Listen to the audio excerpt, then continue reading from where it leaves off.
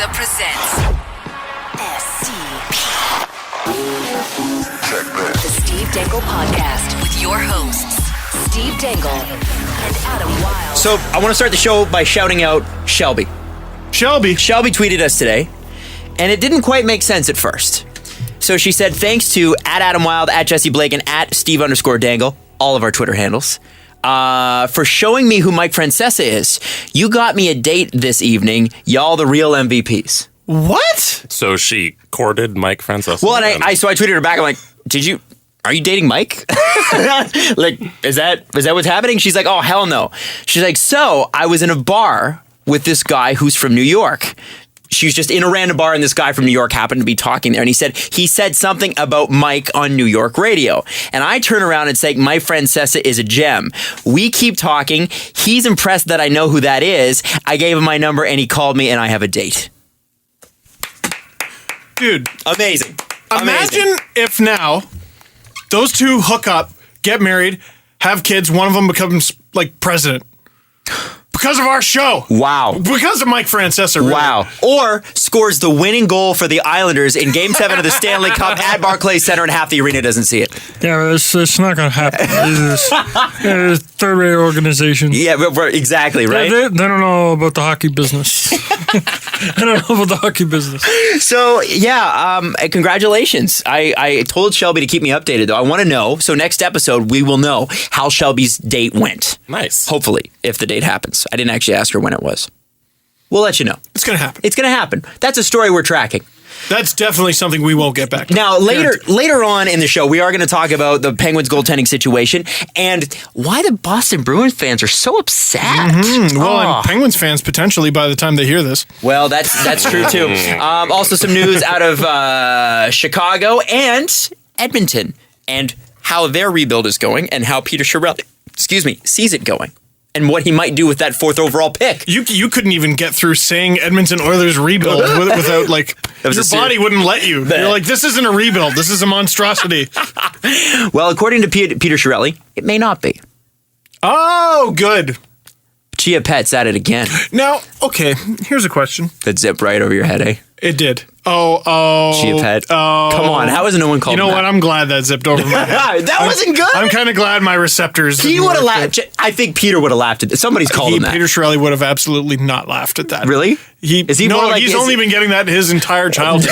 You know how many people gave him like noogies and they were like, Chia Pet? Yeah, like, it's true. Right on his head. And it's just perfect because he's got that little stubble of hair. And this is what I'm saying. Okay, maybe I shouldn't. So if we ever have him on, I shouldn't call him that. Or maybe he has that kind of hairstyle because he fully embraces his nickname. Maybe. Sorry, what were you going to say before I so rudely cut you off? Goodness, I don't remember. Okay. Oh, so Shanahan and Babcock and company, they come out and they say, look, we're going to stink. We're going to be really bad for a while. Mm-hmm. And you guys are just going to have to hunker down and deal with it. Right. Name another organization that did that. Like, they all have a GM that's like, folks, we're good. Brian Burke, hey, I'm not interested in a 5-year rebuild. Peter Chiarelli, remember those Bruins? I did that. That was all me. That was all your boy Chia Pet right here. Yeah, well, there's some stuff that he did in Boston, too, that's led to their current predicament. No, I got a cup. I got a cup. How many cups you got? You're right. That's right. Got 0 cups. That's right. He's got 1 more cup than I do. Exactly. Yeah. I'm stuck here tied with Andrew Peters in the amount of cups. The thing I feel like we really need to lead the show with today is a story. It's story time. Goody gosh. Jesse, do you want to tell the masses, the millions, yes, what you did today? Oh my goodness. Oh. I learned something. What did you learn? How did your morning? First off, how did your morning go? Set it up. It was good. I woke up this morning to a text from Adam Wilde. Who's that? He's on this show, I believe. He has 0 cups, same as Andrew Peters. He's one of the most beautiful people in the country, as told to me by a magazine. He knows famous people by what belts they carry. Like if you have a giant one that's kind of gold, you might be a UFC star. By the way, I interviewed a wrestler today for NXT that I had never heard of, Finn Balor. He's going for the championship If title. Justin Fisher is listening, he just choked. Yeah. Did I say it wrong? He was really nice. I don't know. Because there's some giant wrestling fans out there who Yeah. are just yelling at their radio. Okay, right anyway, now. if you're Anyways. watching NXT, you're insane. I mean, insanely intense. I don't mean like you're insane. So Adam Wilde told me to get Stephen A. Smith on our radio show. Oh, yeah!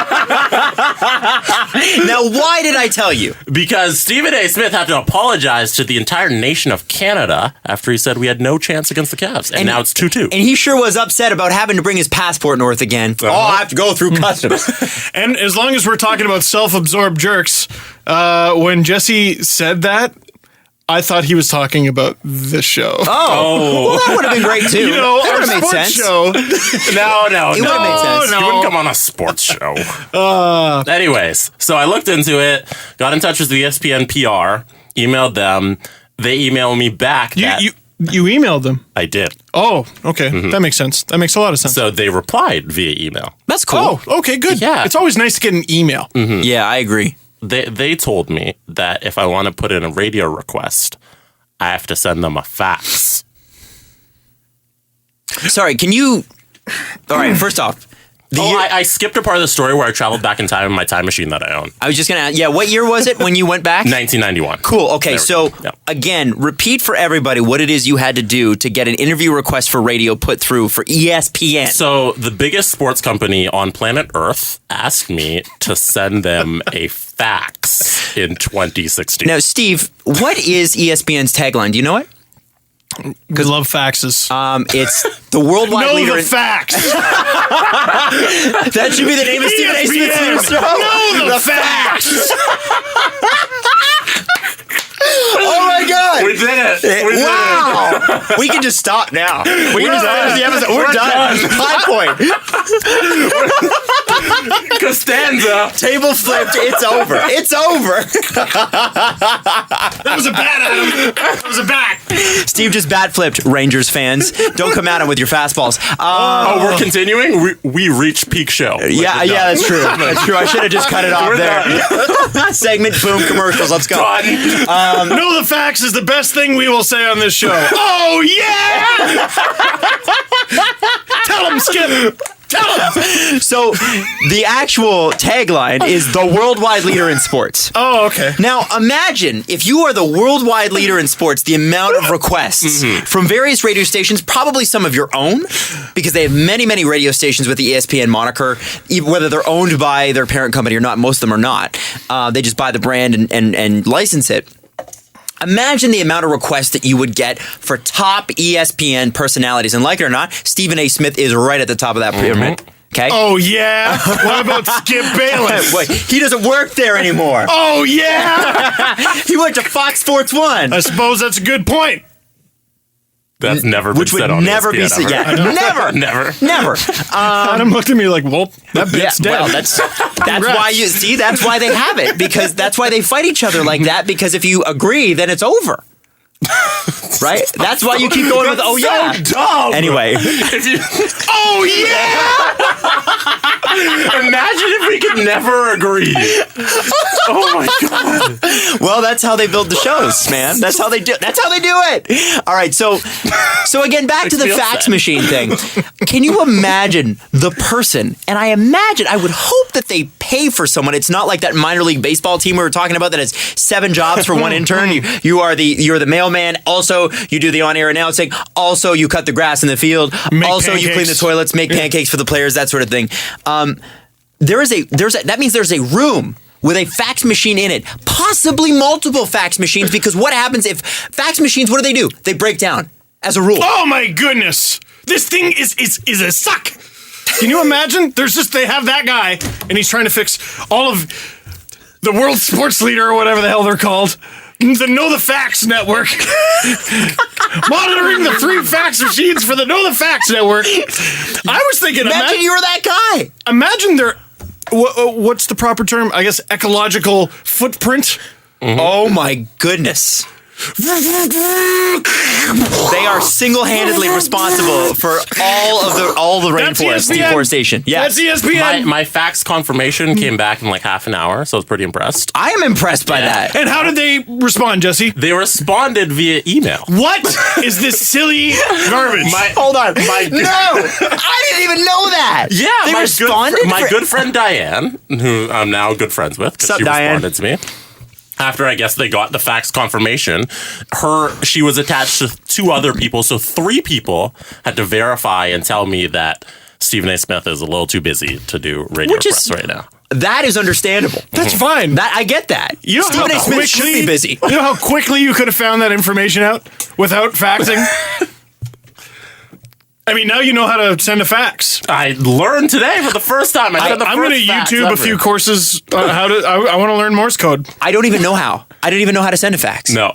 I don't know if you'll ever need to do that again. This might be the last time. The one and only time. It was to ESPN. Like, you don't even need a fax to get government papers done anymore. All you have to do is download the camera scan app, and it fake scans for you. That's what I do. Same. I was at a Marlies game a couple weeks ago, and I forgot to bring my press pass like an idiot. Right. I just forgot. Okay, happens. Yeah. And so talked to someone there. Nice lady. She's like, all right. Okay, I'll take care of that for you. Comes back to me a couple of minutes later. All right. I sent the email. I go, what? Sorry, what? I emailed who I had to email, and they're looking into it. I'm like, can you call them? No. It's against policy. What? I'm like, sorry, what? So I sat there for like half an hour. I missed like most of the first period. I'm like, pick up the phone. I'll walk down the hall. It's Ricoh Coliseum. It's not that big. Can I walk to? Can a security guard make sure that I don't steal a seat? It's against policy to make a phone call? Oh, it was driving me nuts. I'm that old man screaming at a cloud. Just use your phone. It's called a phone. Just use it for what it's for. There are times where I can't stand text messaging people. I'd rather call them. Yeah. All the time. If I want something done right away, I call them. Like, it's a super novel concept. Yeah. Hey, cool. Need this done. Boom. Bye. Later. Like, if I need to explain something to Jesse or Steve, I call them. See, a couple weeks passed, and now I'm that jerk complaining about the Marlies. There you go. Wow. Now I'm that hoity-toity media person going, oh! Them and their minor league ways. How dare they? Did you get into the locker room, Steve? When you wanted to? No. I bet you didn't. No, I bet you didn't. The Pope also didn't make me onion rings What? at halftime Oh or my whatever gosh. other I was expecting that too. goofy requests I were made. have no idea what you guys are talking about, but that's good. Anyway. I also didn't see the dog driving the Zamboni. They promised that. What the hell In are my you guys mind. talking about? Anyway, The pineapple dancing in the tutu, that never happened. I just thought everybody should know that somewhere there is a person In Bristol, Connecticut. in Bristol, Connecticut, with at least one, maybe 3 or 4, you would hope, backup fax machines, going through the fax requests every single day. That's their job. They live in Bristol. This goes through And then they Bristol, Connecticut. yeah, That's the where ESPN's headquarters are randomly. I don't. There's a whole. It's in between New York and Boston. Oh, and that like makes the whole sense. East Coast, and it's close enough from New York. So yeah. Apparently the ESPN book, by the way, is amazing, and there's some like really great insights on the start of Chris Berman and Aaron Andrews' career and that sort of thing. I don't know how accurate it is, but apparently it's very entertaining. Is it as good as the Sportsnet book? It is definitely not, which has not been published yet, but I can't wait. I can't wait. It's probably. I can't wait for the dirty gossip on Steve It's not as Dangle. good as Sportsnet magazine. Oh, Oh, now there's a tie-in. There we go. Let's talk some actual playoff hockey. So we've got Pittsburgh tonight on the brink of an elimination at the time of this podcast. So there's going to be a couple ways that you're going to take this, hearing it after the game's over. But I still want to play this for you because I think it's very interesting audio. Somebody asked the coach of the Pittsburgh Penguins, Mike Johnson? I always Mike Sullivan. Mike Sullivan. Why do I they always think Mike swapped mics. Yes. Mike Johnson was, yeah. Right. So Mike Sullivan is talking about, the reporter asked him, okay, so who are you going with in net? And Mike Sullivan says, Marc-Andre Fleury not. He says, Matt Murray. That's a very peculiar thing of Mike Sullivan to say. Well, listen to this clip. He Seems says really it sidetracked by the playoffs. verbatim. It's all out of- Says it verbatim, man. Says it verbatim. Oh, yeah? Ready? Ready? So here's what he says. Matt Murray's our starting goaltender, and the reason, just like we make all our lineup decisions, we try to put players on the ice that we think give us the best chance to win. Yeah, Matt Matt and I had a conversation. We always do, just like Mark and I have conversations. What is said in those conversations are between us. But certainly we communicate with our players on a regular basis on the decisions that we make and preparing them to move forward. Well, Now, first off, he's not great with his mic technique because there's a lot of going on here. Second thing, A lot of popping peas. Yes, exactly. Exactly. But the other thing is sorry for doesn't all have his the water on hand, so he gets the pasties too. sorry for all the speakers we just blew popping all those peas. We're not just going to recreate that SNL bit with the gym teacher. I don't know if I've seen that. All right, never mind. I can't make the reference. Nobody in the room knows it. Sorry, Jesse. Thanks, guys. Screaming Sorry, at me. I man. didn't Sorry, appreciate guys. that. Yeah, well, I think he's justified. We should know that. But okay, so Come on, Adam. This sounds important. saying You're just Matt doing Murray, an SNL bit. if Matt Murray gives you the best chance to win, why then was he not in net in Game 5? Well, he's taken them this far, right? Right. And we'd had this discussion last show, and that's why I'm bringing it up again. Because I said last show, I'm like, it's got to be Matt Murray. It has to be Matt Murray. And you guys actually said, I believe one of you at least said, might be Marc-Andre Fleury. And it's understandable why, right? Yeah, I made the argument that you don't lose your job to injury.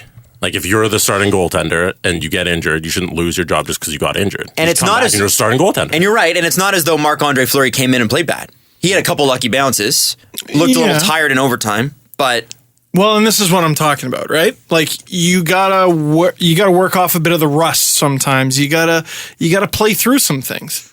This isn't the time to be playing through things. This is the time to be playing at your absolute best. And how could he possibly be at his best? And is Marc-Andre Fleury at let's say 85%? Is that better than Matt Murray? You would think so because he's like what 21, but that's Maybe not what not. I've seen so far in these playoffs. You know. so how does and this is pure I'm asking your opinion. We don't know anything. But how does that Game 5 decision come down? Is it Jim Rutherford saying that's our goalie? Is it Mike Sullivan saying that's our goalie? Is it Marc-Andre Fleury saying, come on, guys, I'm your goalie? Like, Come on, guys. Come on, you guys. Like, what? Come on, pal. So then, because instantly, because he lost, and they only lost in overtime. Remember, goalie loses in overtime, usually not even the goalie's fault. Usually, right? Good chance. That's a weird little I mean, theory because there. the thing is that I mean, there are some obvious bad situations, but a lot of the time, the reason the game goes to overtime is because the goalies have kept it tight, right? I know that there are big glaring instances where goalies have really blown it in overtime, but for the most part, you get to overtime. Chances are in the playoffs, it's not a shootout. Statistically, that theory is a mess. Practically, I get it. Okay. I get it. Thank you for giving me that. And all, yeah, I get it. I agree. I might with be it. wrong. I'm cool with that. But still, how does that decision come down where you're like, okay, Marc-Andre Fleury, nope, now not? To me, it seems like someone's hand was forced. Could be, or I covering this Marlies playoff run because I've never covered a beat. Mm-hmm. And I've only been to. You've only walked the beat, really. Oh shoot! Yeah, I've only been to like a dozen or so. I was just trying to truck through that and I couldn't. Oh my god! Adam. We're on fire today. I couldn't do it. I'm trying to outdo your ESPN, man. It's never gonna happen. Big show. Big show. Big show right there. Listen, you're making jokes and I'm just trying to tell you the facts. Steve ESPN. Whoa! Okay, that'll okay. Thank you, thank you. Golf clap. All right. But one thing I've noticed in the couple dozen or whatever games that I've been doing this for is with regards to injuries, especially around this time of year. Shut up! Don't laugh. Especially this. I can't do it. Especially this time of year, Adam. I'm sorry, go. Especially this time of year, there's so much we don't know. Right. Maybe Matt Murray was banged up. Maybe. That's why he sat Game 5. Maybe Marc-Andre Fleury is re-banged up. And that's why Murray's going to Game 6. Maybe that's true too. But if okay, so let's say Marc-Andre Fleury is injured. As the head coach, do you come out and say we'll never know. Do you come out and say Matt Murray gives us the best chance to win? Yes. You do say that? It doesn't, mean, it doesn't mean it's incorrect, but is that not... People are going to take that, whether it's true or not, as an affront to Marc-Andre Fleury. Who are we talking about right now? Mike Sullivan, Pittsburgh Penguins head coach. What team? Pittsburgh Penguins. Okay. Because I know a certain Pittsburgh Penguin superstar, like the day before, who guaranteed a Game 6 victory. Really? I missed that one. Evgeny Malkin. Of course you did, because now we're all talking about Mike Sullivan. Narrative and stories. By the way, speaking of that, I remember leaving for the long weekend after we had just done a show on the Thursday. Yeah. Talking about narrative. Lightning were up 1-0. Mm-hmm. And gosh darn it, did the Pittsburgh Penguins ever stink? They sure did. That's what I was told. They sure did. Phil Kessel goes on a tear. Sidney Crosby makes a pundit look stupid. Scores an overtime winner. Which pundit? I believe that would be good old JR. And not the by God kind. The one who works for someone else. I don't even remember kind. He was a good hockey player. He scored on the Leafs. Made me feel sad. Anyway. Pittsburgh Penguins go up 2-1. People are talking about how great Crosby is, talking about how great Kessel is, talking about how great the Penguins are. Damn, and Kessel's breath. Isn't that a cute interview? Oh, it was with so Pierre? cute. That was one of Pierre's redeeming moments only, ever. One of his only redeeming What moments is it? ever. One of his top and only 5. I just threw a bunch of words in a cup and spewed them out. Damn it, Adam. Sorry, did you get that now? It took a sec. Thank you. I didn't want to get it. And I'm like, just truck through it, Steve. Just go. Oh, That's a like joke. rugby. I'm Just sure get he's up, got- pick up the ball, and go. Oh, my God. I'm sure he's got more. I'm just kidding. So they're talking about how great the Penguins are. I go away for a few days. I come back. They're down 3-2. First thing I see is an article questioning Sidney Crosby's leadership. Wow! First thing! 1 game? 2 games! 2 games. 2 games! Like 4 days. That's all it took. That's all it took, and he's a bum. And they can't do it with Crosby, ignoring the fact that they have done it previously. Yeah, didn't they win a cup with him? And by the way, this is why Ovechkin, if he retires without a cup, he shouldn't worry about it. Because Crosby has one, and no one gives a damn. No one cares. He didn't get this magical respect out of thin air. Oh, Sidney Crosby's got his. Don't worry, he's good forever now. No, they don't care. It's long in the past. Randy Carlyle could ride winning a cup in 07 for the rest of his life. Crosby wins a cup in 09 and he's chopped liver. True. Well, that was 09. That's a long time ago. Oh my goodness, isn't it? Game was different then, Steve. It absolutely was. Do you know John Tortorella is a Stanley Cup champion? That's 2006. Also, well, 2004. Oh my goodness, you're right. Yeah. Yeah. Okay. I think you burn enough bridges, people throw the cup argument out the window. I know Carlisle's still being interviewed. And I know that Tortorella's still working. Sure is. Yeah, forget being interviewed. He's got a job.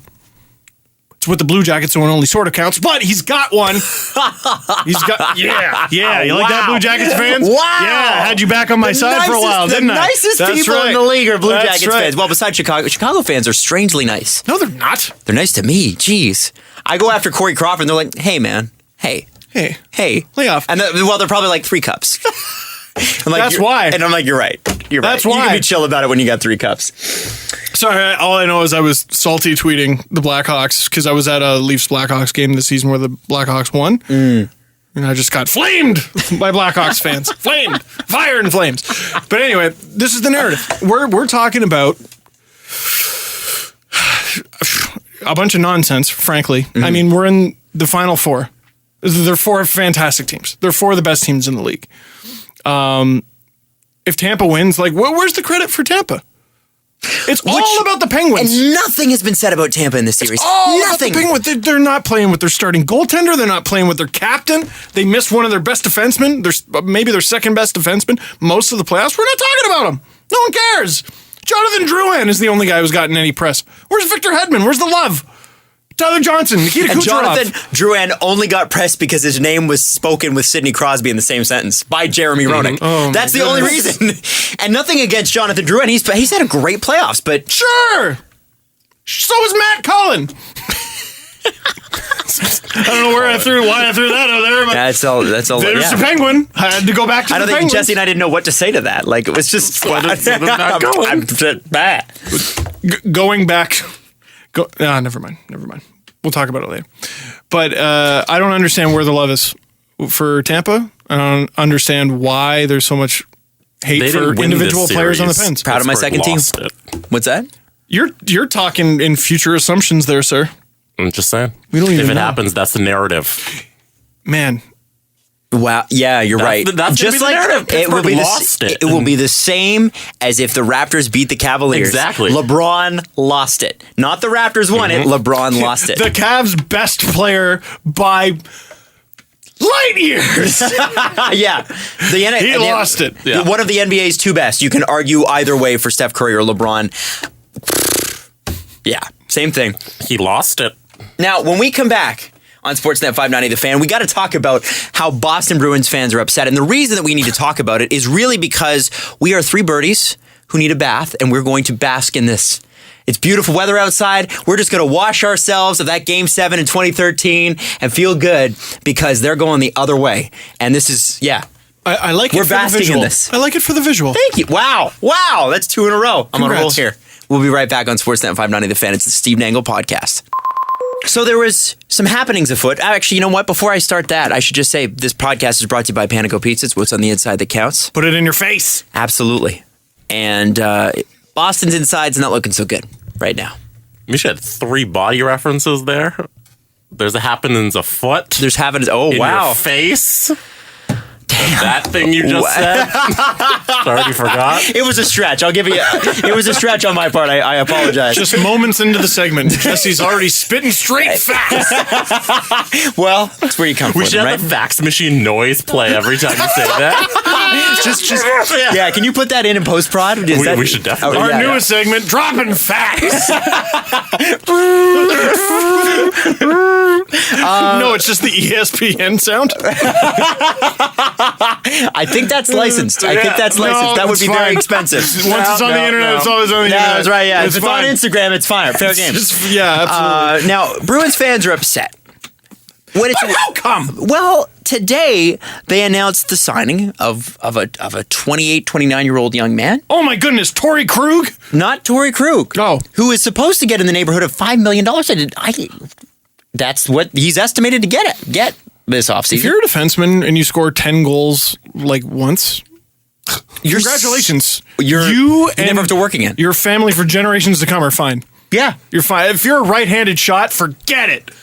Unless your name is Cody Franzen, because for some reason nobody believes No, in the you. world won't allow Yeah. Cody Franzen. He had a shot. He blew it. He could have had that from the He Leafs. coulda had Truly. Yeah, Cody Franzen got royally So- screwed, okay? I love spitting out theories on this podcast because we were like, man, Cody Franzen's got to fire his agent. And Yes. then people just flooded my DMs like, I don't think it was this agent. Like, So you I think it's him. got to score 10 goals and not be dumb. And you'll be guaranteed. That was a money for poor life. financial move on Cody Franzen's part. He also, I want to say, he saved the Leafs from a poor financial move because he would not have been a fit for them, given what's going on. I can't think of a highlight of his from the past season. No, I What can't. team is he either. on? Boston or Buffalo. There you go. Okay. Yeah, I was going to go 5, 4, 3. But you knew it. Don't you dare put that pressure on me. You knew it. Now, okay, He was rumored to be going to Boston for a while. maybe should have because on the right side, in the third pairing spot, you've got Kevan Miller. Oh, Now, on Kevan Miller's best nights, according to writers in Boston, who I read today, who I will shout out in just a moment, Boston. he on good nights can shut down some really good players. They named Patrick Kane as one of them. We'll get to it, okay? Just listen. I know. Don't okay? say something so ridiculous and expect us not to Okay, react. I'm sorry. But today they announced. Steve might be having an aneurysm.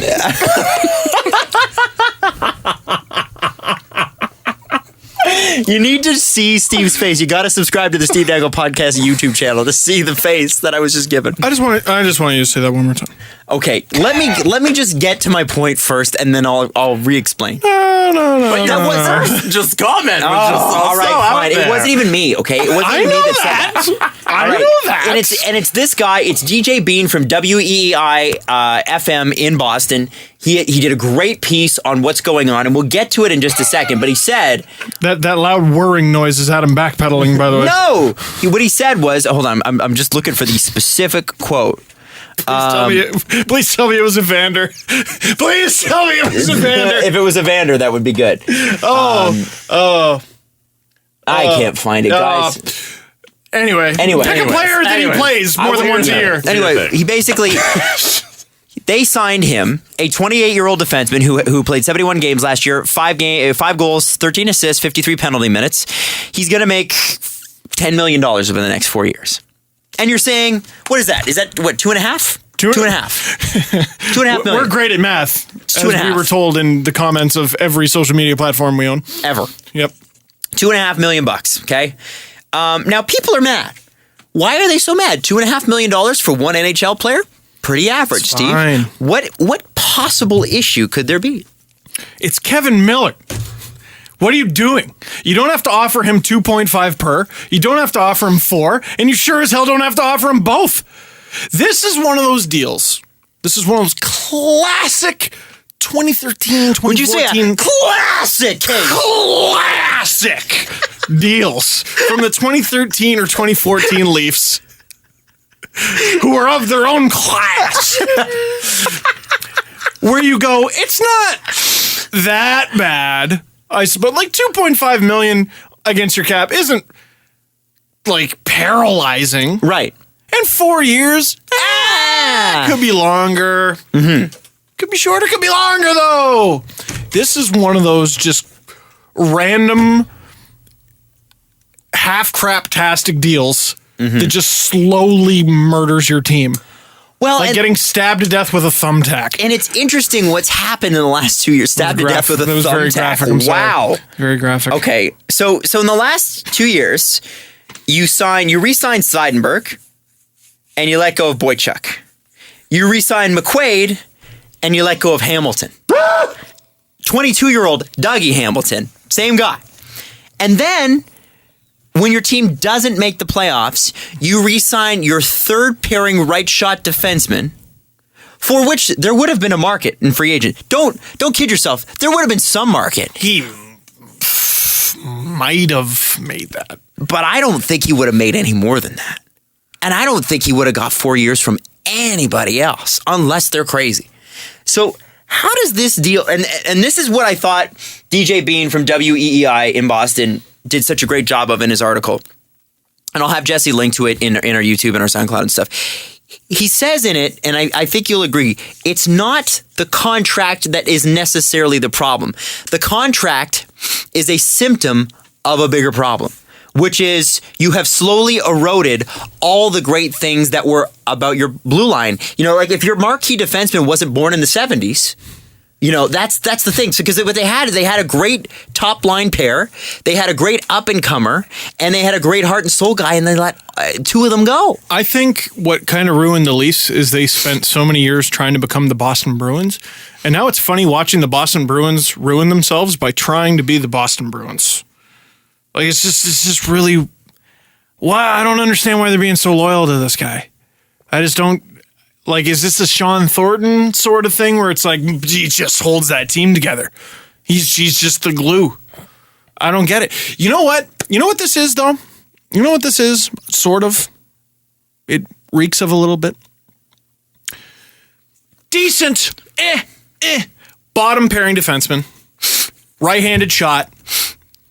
Random money per year. Kind of too much. Random term. Kind of too much. Boston Bruins fans, welcome to your own Jeff Finger. Wow. This is their Jeff Finger. Not the worst deal in the world, but pretty bad. Also, they say, hey, he shuts people down randomly. I can't wait till the article comes out where the Bruins actually meant to sign Kurt Sauer. Well, it actually says, controversial but correct, Kevan Miller is a good third pairing defenseman. And So then what? And then Those it says, aren't $2.5 million. They're not. It says Matt Hunwick is 1.2. Miller could help take star players, and in brackets, Patrick Kane and Tyler Seguin are examples last season, could help take star players out of games. Those are two Western Conference players. What are you talking about? Oh, Tyler Seguin, you had to. You had to. Well, it's Boston. You take the biggest name American player, you take a star that used to be on the Bruins. There's your catchy little, hey, we got a good guy. I still think he did a good job with the article. Do you guys want comparables? The only way he would have done a good job in the article is if he said this is a bad deal, because it is. Like, Okay, fair enough. did he argue that it's good? He said it's not the problem. He said it's a symptom of the bigger problem. Oh, he said it's a problem. Yeah, he said it's a problem, but it's a symptom of the bigger problem, which is the Bruins made their bed and now they have to lie in it and it sucks. And that's why Bruins fans are mad. Let me be fair.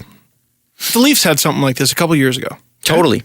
They signed a player who had a good season. He had a good, like Kevan Miller didn't have a terrible season last year. No. Although, to my knowledge, I mean, Bruins fans are tweeting it out. If you look at Pete Blackburn's timeline today with all the gifts of all the bad plays that he made, he just went off. Pretty good. Did you see the first one where he found out about the signing and we can't say his reaction on the radio portion? I don't think I did. Talk about it later. Okay. Anyway, so a player had a good season. They wanted him coming back to the team. The money they gave him per kind of messed up. The term kind of messed up. And the contract had me shaking in my boots. Leo Komarov. That was a rough contract when it was signed. Now it looks fine, obviously. Mm-hmm. You know, he's proven himself. He can play in all kinds of roles. But that could have gone either way. That really could have gone either way. This, oh boy, you only got 6 spots.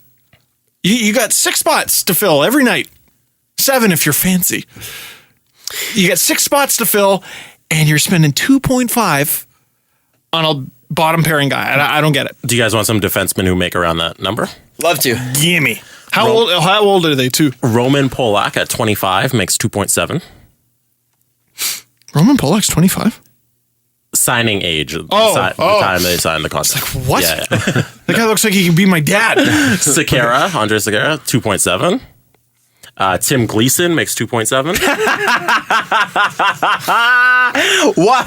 He was bought out. You didn't have to pay him that much. Why did you pay him that much? Wait, what are you... Right. How old is this? Tim Gleason doesn't still, does That's he? when he made, it was 2008, 2011. He made 2.7. Oh, okay. Yeah. Players who did make that. Yeah, they made this amount. Matt Green currently makes 2.5. Really? Yep. Wow. Through 2017. Ryan Ellis, 2.5. Jakob Kindle. Trevor Daley made 2.3 from 2008, 2010. That's early on in his career, though. The point is... Most of the guys you're mentioning, though, are not like bottom pairing dudes. Like, even if they weren't great, like they played higher in the lineup than that. It's just, and again, especially Gleason on the Leafs. I mean, he was their stud. Oh, yeah. But again, this isn't a huge deal. But it's a small to medium one that's just bad. And you make enough of those, kills your team. Anchor contracts. And as I was texting our good friend Andrew Berkshire today, the Atlantic Division. Tampa and who? Who am I to be afraid of? I don't know. Unless Montreal comes back and Carey Price is Carey Price. Well, and here's how the Bruins line up on the right side. Adam McQuaid. Don't poo-poo the greatest goaltender in the world. Adam McQuaid. Poo-pooing this most stubborn team in the league. Kevan Miller. And a guy named Colin Miller, who I think played a few games and then was sent down to Providence last year. Colin Miller! Now, apparently they might have some interest in Kevin Shattenkirk, but I don't know how they're going to afford him. Interest in Kevin Shattenkirk. What a surprise. Do you have interest in going to the moon, Steve? I have interest in having Stephen A. Smith on this show. I have interest in that. That would be great. Have him come on and tell us some facts. I would love that. Is that the new class? I think facts. it is. The facts. Class. It's just... Also how they say Fox in Boston. Oh. Come on! I want to know if Max have fatted out an ad back. Facts. Facts sports. Sorry. What? I'm just saying. I couldn't. The other thing is too with this deal. What struck me was that if I am a teammate of Kevin Miller. If I'm Kevan Miller's teammate, if I know of this deal and I'm an NHL player, my contract is up. Who is his agent, and how quickly can I sign with his agent? You know, it's funny. I've told you it's a personal goal of mine to one day be in the Hockey News' top 100 people of power and influence. I just think it'd be really cool. I'll even take the novelty 100 spot. I don't care. But The Hyundai, as they call the it. Hyundai. But one year they gave it to I can't remember where he slotted in, but they made Jeff Finger one of the guys. And the reason is because they were like, imagine all of the defensemen around the league going, woohoo! My comparable for my next contract is Jeff Finger? Giddy up! True. We're all going to Cancun! True. This is awesome! Absolutely. Now it's Kevan Miller. Look, hey, maybe he does great. Maybe he does great. Maybe 71 games is the most games he's ever played in the NHL, and that was last year. He does get hurt sometimes, what I've heard. He does get promoted from the American Hockey League late. Recently. Sometimes. Hey, maybe the show is approaching its 3rd anniversary, and we've said some dumb things. Yep. Over 3 years. We may live to regret this. Maybe this is one of them. Don't think so. And neither do Bruins fans, so shut up. If any Bruins fan gets upset, I challenge you to look up your own thoughts and tweets. Are they sensitive? From today. Are Bruins fans overly sensitive? I haven't noticed that. They seem to be pretty tough. They're a little cantankerous. Are they? Well, that I get. It was funny. I was talking to somebody from Sportsnet 590, The Fan, today, and I won't say who. But Jeff Blair. They said it was not Jeff Blair. It was Jeff Blair. They said it wasn't Jeff Blair. They said the most sensitive sports group of people is 150% Vancouver Canucks fans. Oh. Without a question. I was worried he was going to say someone else. Jeff Blair was telling me that the other day. It was not Jeff Blair, and you have never met him, and nor have I. Steve knows him. And now we play the waiting game. The waiting game is all the Canucks fans itching to scream at us that you just said that and that we agreed, but knowing that they'll just be playing into the stereotype if they do. Unfair. That's called checkmate, sir. That's called fans, checkmate. I want to play a game. The rules are simple. Don't be a whiny baby. We will tweet in the shade. It's a different movie, but Different genre, whatever. different. It works, okay? That's your own reference, Adam. Yes, I can. Yes, I can. Okay. Chia pet. Whatever. Oh, Steve, you're doing this thing. Let me just skip to my thing real quick. I didn't have any more to add to his thing. So I came in with a new thing. Okay. Adding to the conversation. Quotable. Oh, Playoffs? No, that doesn't work either. Boom goes the dynamite since we're just throwing things out. I'm a man. I'm 40. Come after me. Sorry. Are you for it? Or Yeah. get it? oh, Sonny D. All right. All right. So, One final thing on the Kevan Miller thing. uh-huh. I was messaging someone today. I'll just say Andrew Berkshire. Screw it. I just didn't want to Why make it not? seem like he was the only person I spoke to today. But Well, like, okay,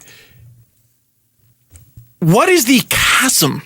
The enormous difference, because there is one salary-wise. What is the huge difference between Kevan Miller and Eric Greiba, for example, on the Oilers? Like, that's a good question. I don't know. What's the difference Defenseman. between Kevan Miller and Martin Marincin? Or Matt Hunwick? I don't know. I mean, there might be different players. What's the huge difference? I'm sure they're different style of players, but like the point, like you could lock up a quality player to play on your fourth line for $2.5 million. You can do that. It's a dumb way to spend your money. Right. I know. Yes, you have that quality player, but if he's playing that deep, then what's the point? Well, and that's the thing that I What's loved the point? about that article that I keep bringing up is that you got to have some great guys and then have guys that come in and they fill the other spots. And they may not make as much and they may not be superstars, but for what you can get from the AHL on average, it isn't much less than what Kevan Miller gets. That's what I'm saying. Like, that's a spot for rookies. And now you're paying premium money in term for a spot that should be for rookies. Especially if you're a cap-strapped team, which they are. Yeah. Well, cap doesn't matter anymore. We kind of know that. No, and they bought at the deadline and whiffed. Like, the Bruins aren't in a good spot right now. They got some good players. They're still in playoff contention. They're not in a good spot, though. I know the Don Sweeney bot's going to be tweeting us right after this show. Have you ever got the Don Sweeney bot tweeting you? All the time. Yeah. Hey, Steve, Don Sweeney here. Something ridiculous. That's basically the tweet formula.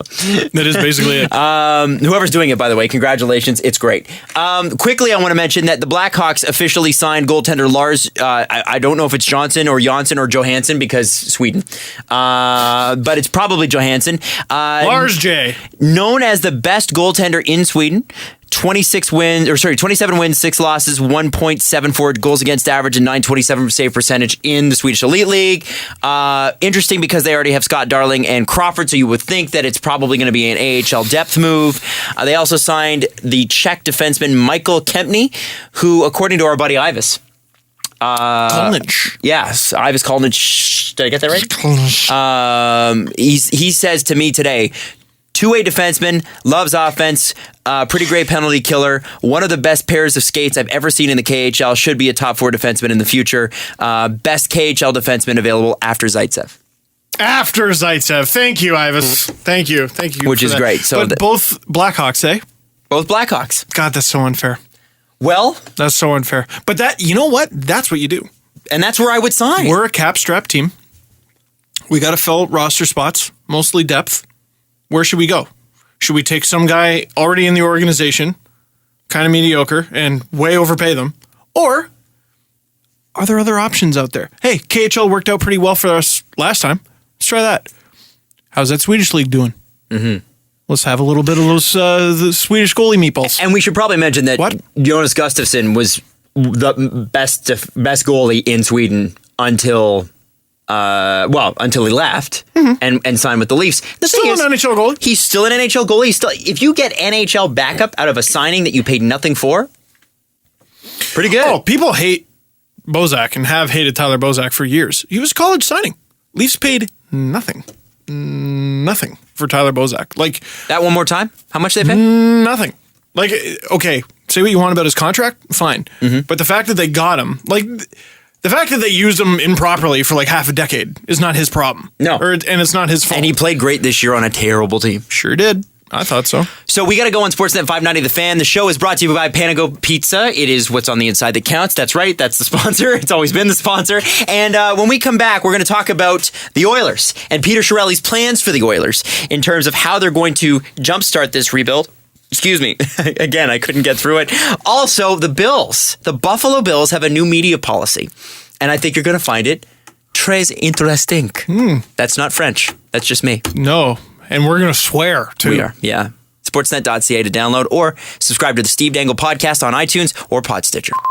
I was just looking through my Twitter mentions, and I got something. What'd you see? Oh, I got to bring this to the show. Okay? Got to bring this to the show. It's from a gentleman, I think. I'm not good on Swedish names. Neil Lindy. Nille. Lindy. The Swedish provider of NHL hockey, Viasat, just quoted you in an article about the Miller re-signing. Oh, you? Quoted you? Me. And I thought, they embedded my tweet? Nope. Det har nya Kevan Miller kontraktet. Ser ut som ett vad är den stora grejen? Beslut som sakta dodar ditt lag, skriver Sportsnet's blogger Steve Dangle. I agree. I mean, personally, I don't think there's no holes in that argument, right, Jess? You couldn't have said it better. Do you have any idea what you just said?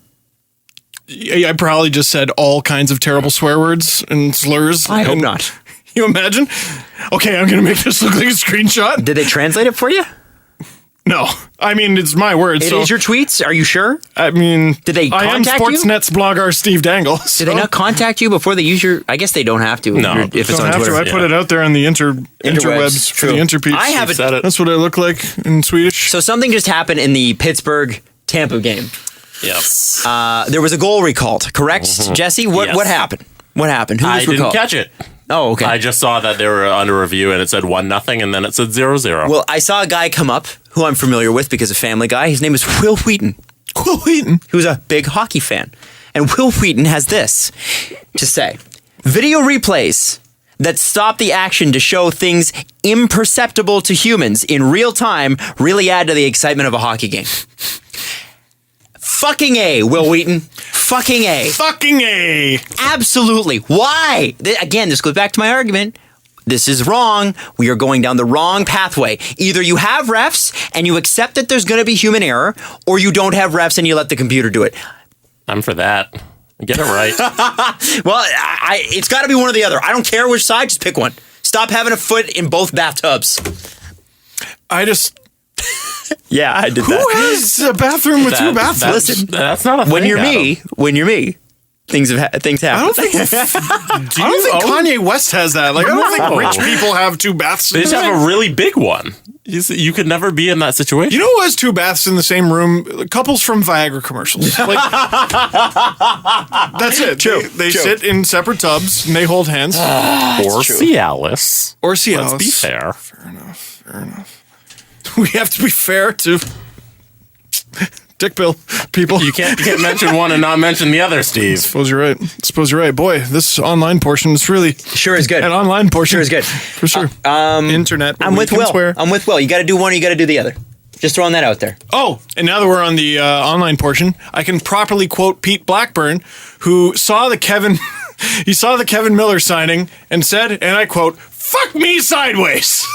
Pete's a Bruins fan, right? He's from Boston. The hot take police is indeed a Bruins fan. The hot By the take way, police. he embraces the hot take police title. Does he? I DM'd him to make sure he wasn't sore at me. He doesn't seem like he gets sore about much.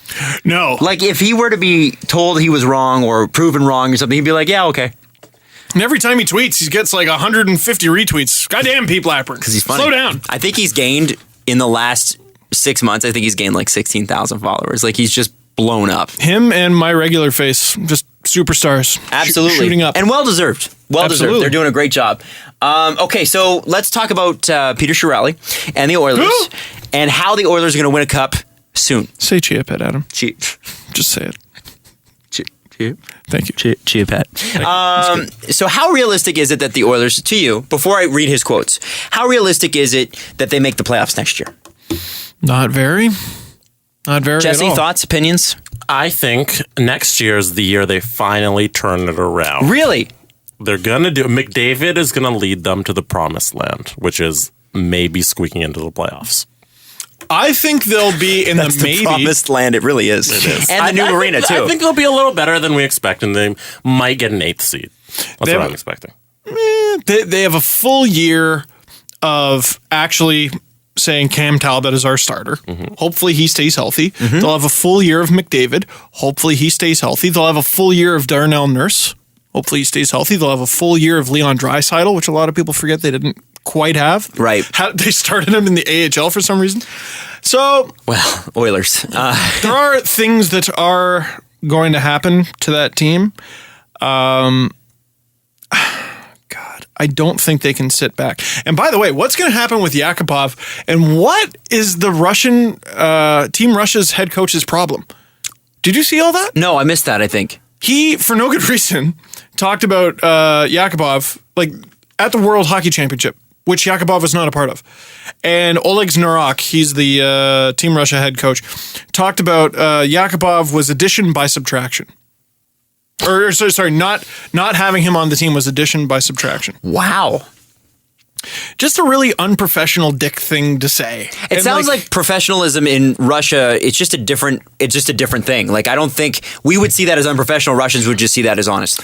Well, and what I would like to say to him in rebuttal, maybe in defense of Yakupov, the gap between Russia and Canada, or the gap between Russia and the States, or the gap, not a great example because the States totally got whooped, but they were playing mostly college kids and AHLers. You know, the gap between Russia and Canada at big tournaments, Russia and Finland, I don't think it's personnel. They have great forwards. They have incredible. Some of the best forwards in the world. They actually have decent goalies, which they didn't for a while. Decent defense, I think. Maybe not the best. Pretty decent. The gap is you, Oleg. The gap is you. I've watched Russia get outcoached millions of times and make silly decisions because they got to have KHL players in there. Was he they the gotta have a certain amount of spots? Sorry to cut you off, but was he the Olympic coach too? I'm pretty sure he was the 2010 Olympic coach when they got fucking whooped like 7-3 by Canada. One of the most dominant performances I've ever seen in an Olympic game. The gap is you. Can we check that? It's not Yakupov. The gap is you. The gap is Russia's coaching isn't as good. Right. Just in case you didn't hear me the first time, Russia's coaching isn't as good. Well, and it's not as good as Finland. It's not as good as Sweden. It's not as good as the States. It's not as good as Canada. Sorry. You're not there. Eddie Hoozle. Wow. Sticking up for my boy. Like, come on. Yak has his faults. He has his shortcomings. Is that the word? Yeah. Shortcomings? Yeah. I just don't understand. Like, it's just such a strange shot. Like, I can't imagine. Like, who was Canada's coach even at the World Hockey Championship? Was it Babcock? No. I don't even know. He was there, but no. He was there.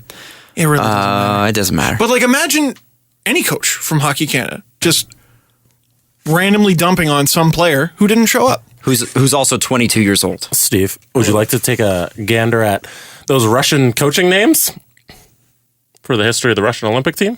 Ooh, that's rough. It wasn't Oleg Znarok. It was Igor. Wait, what? It's got Vyacheslav Bykov in there, Bykov, and then Igor Zakharkin in brackets. Are they the same person? Assistants. Oh, I see. Yeah. Then Zenachula Biletladinov with Valery Belov, Dmitry Yuskevich, Igor Nikitin. I don't know. I could have swore. Isn't Oleg Znarok? Look up Oleg Znarok. Look up who he is. Anyway, it doesn't matter. Doesn't matter. The fact of the matter is they didn't do well. It really no, and because they are that good. They should be better. Like, okay, even if he wasn't the coach during those Olympics, I don't care. Like, the gap is still those people I couldn't name, with the exception of Dmitry Yuskevich because I loved him as a kid. Me too. Didn't we all? But so he randomly dumps on him, and the thing is that it sounds like in Edmonton that trading Yak is a foregone conclusion. I don't see it. He played great with was it Pouliot and Connor McDavid? That was like the best line in hockey. Why would you split that up? I don't see it happening. I just don't. Why would you mess with that? I guess the better question is why didn't they like put them back together? Yeah, I feel like they didn't really, but I guess. Is that really your most ideal use of Connor McDavid? Maybe not. Maybe not. For the longest time, Oleg was the national coach of Latvia. Oh. And then, how did he? Can you do that? Yeah. I guess you can do that. But now he is the Russian national hockey team coach. Wasn't Ted Nolan the coach of Latvia?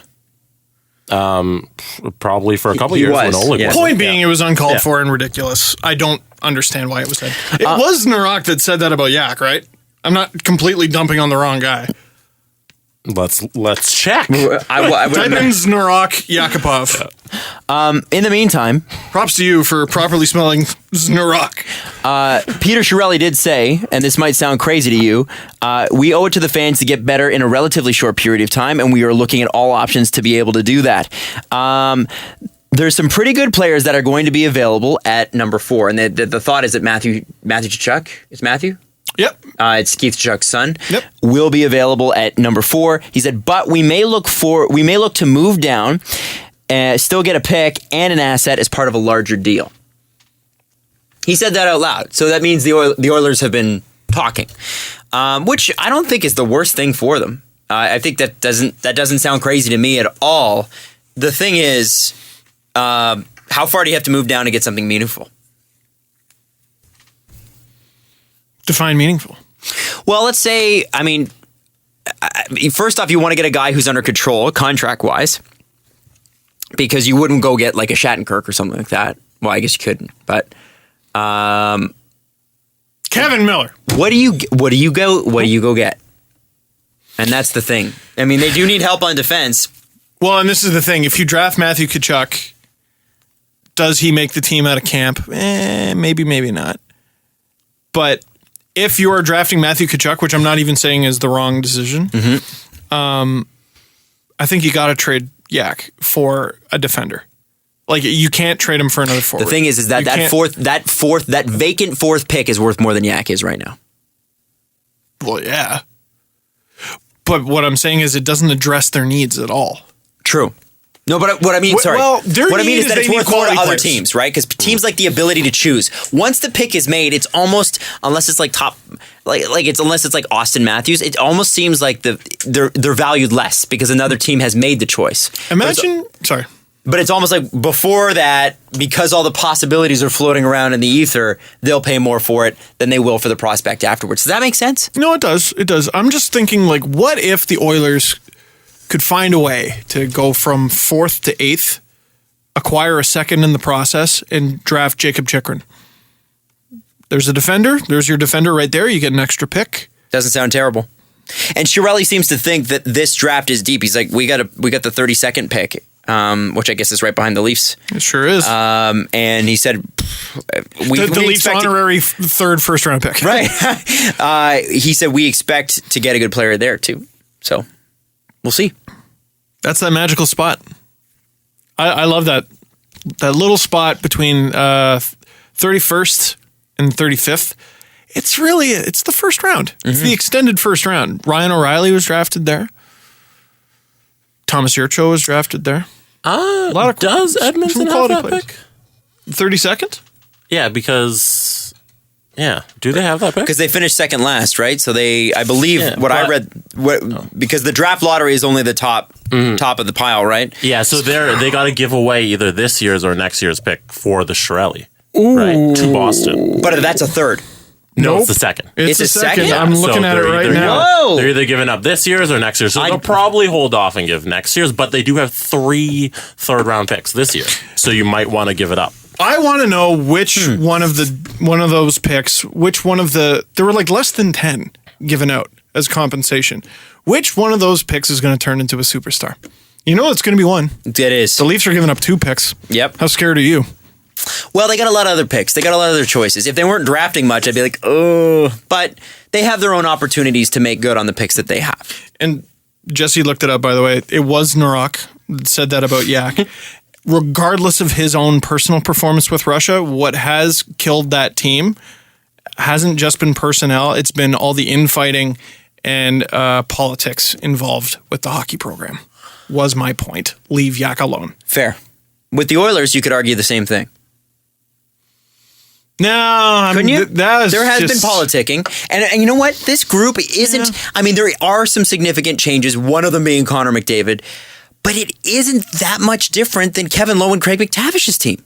It's not. You know, you got Cam Talbot, but I don't see what pushes unless they are being bold and they are going to make a move that's a splash and it changes the culture and that sort of thing. I don't know what gets them higher than 20th place this year. I'm trying to think of what they really did. Okay, so and this could be the dumbest thing I say this year, so just keep track of this, okay? Nobody will remember. Yeah, no, they don't know. No. I think I want to say Andrej Sekera. They got. Mm-hmm. That's a decent add to your back end. For sure. They traded for Patty Maroon. Big Rig Maroon. And that was a decent acquisition for them.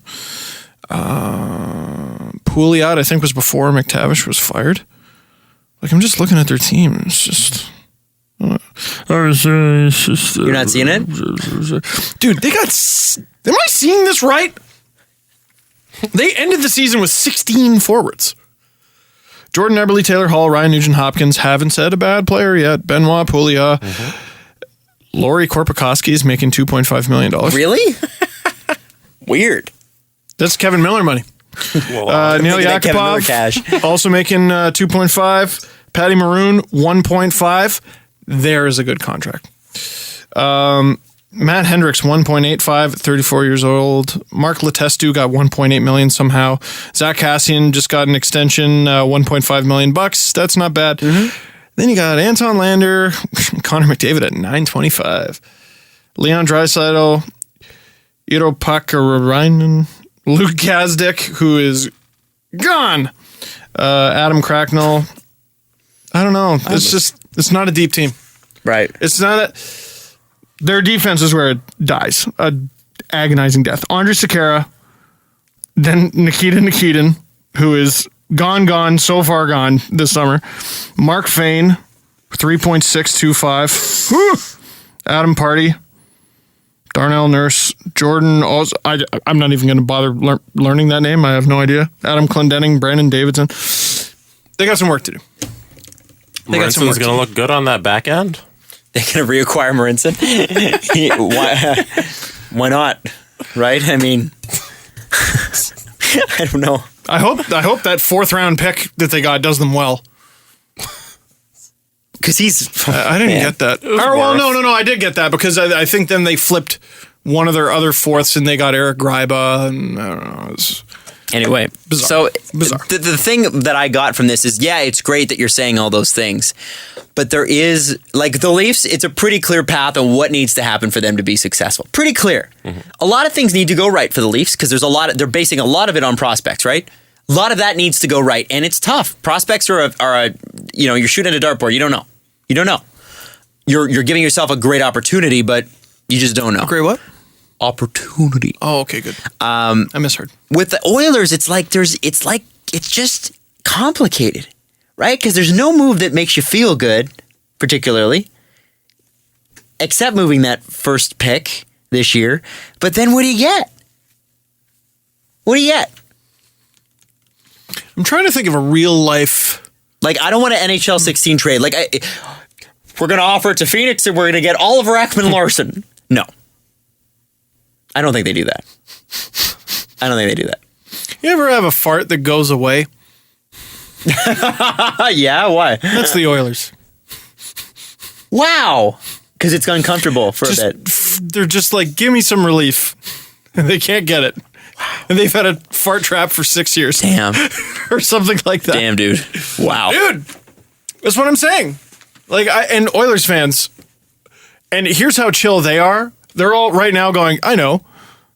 Yeah. That's the difference between them and those pesky Canucks fans. That's right. Oh, sit on your hands. Don't you dare type. I wouldn't even call them... give in. Don't let me win. I wouldn't even call them cantankerous. I would just call them salty. They're just a salty group. Oh, Canucks fans. Yeah. Oh, no. Oilers fans and Leaf fans are best friends. We all get along. We get it. Now, the Bills and their new media policy, which I love. I have to read this out to you. Okay? I avoided this because I thought you would bring it up. Did you actually? Yes. Amazing. Okay, so here are 2 excerpts from the new media policy for the Buffalo Bills, which I think are fantastic. So this is when it comes down to practice. We talk about practice. Not the game. Practice.